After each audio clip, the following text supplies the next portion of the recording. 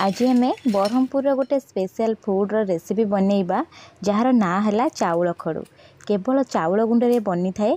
आपण गोटे थर बनइले 2 मास पर्यंत साइतिकी रखिपारे। साउंड शुणी पारुथिबे केते क्रिस्पी बनी। छोट पिला माने बहुत खुशी रे खाइबे। बाहर कुरकुरी और चिप्स खाइबा मध्य भूली जिवे। नमस्कार, प्रतिदिन रोसई को आपण मानकु अनेक अनेक स्वागत। आपण मानकु अनुरोध रहिला जदि चैनल रे नुआ अछंती प्लीज चैनल गोटे सब्सक्राइब करनेबे।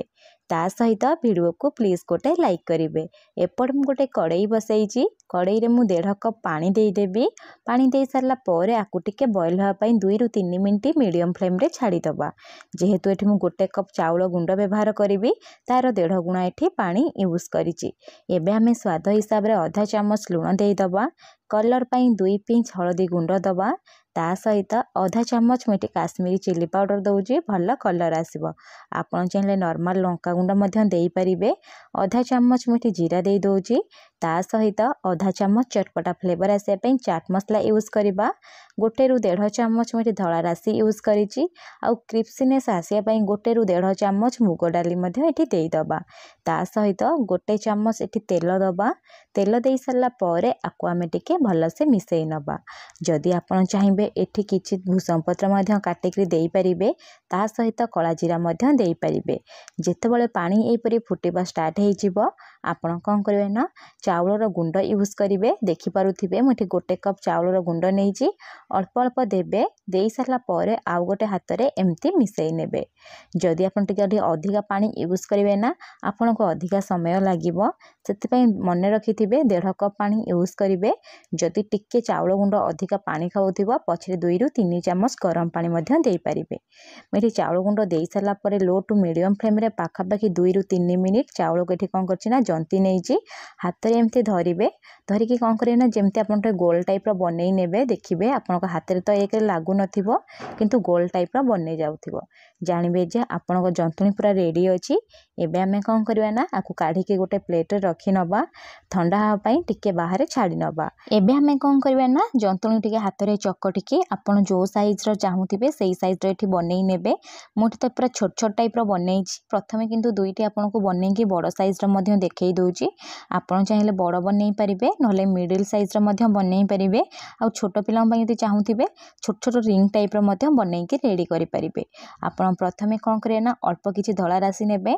धला राशि नेई कि आ ऊपर एम्ति कोन करे ना टिके स्प्रेड करि नेबे। तापर बनेइबे। देखिबे टेस्ट भल आसीबो। आ राशि जदि आपण को पसंद हुए आपण कोन करिवे ना राशि के स्किप करि परिबे। देखि पारुथिबे मोठी पूरा लंबा साइज रो बनेई नेइछि। पूरा इक्वली ही बनेइबे। कोंठी बेसी पतला बेसी मोटा रखिबेनी। तापर एंती कोन करे ना केयरफुली ता अगो दुईटा को एंती प्रेस करिकि रिंग टाइप रो बनेई नेबे। देखि पारुथिबे मोठी गोटे बड़ बनेई थिली। तापर गोटे मिडिल साइज रो मध्य बनेई कि आपण मानको देखै दोछि। एबे गोटे छोट बनेई कि देखै दोछि। एई प्रोसेस रे मु सब को बनेई नेबी। चलो तो छाणीबा। छाणिया पई प्रथमे कड़ई रे किछि तेल को मेठी मीडियम फ्लेम रे गरम करि नेइछि।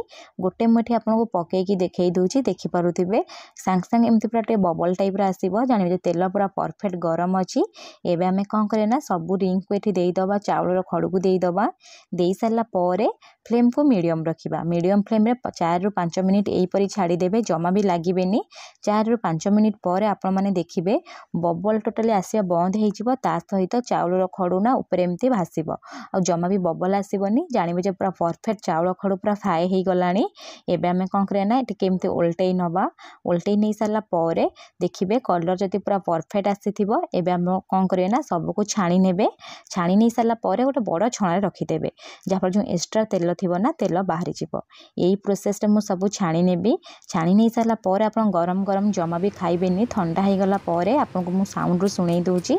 देखि पारुथिबे केते क्रिस्पी बनिछि। आपण गोटे थर एई परी चाउल रो खड़ू बनांतु। केमिति बनिला मो सहित कमेंट सेक्शन रे शेयर करंतु। जदि आपण को ए वीडियोटी पसंद आसीछि प्लीज गोटे लाइक करिवे। पुणी देखा हबो नेक्स्ट वीडियो रे। रहिली धन्यवाद।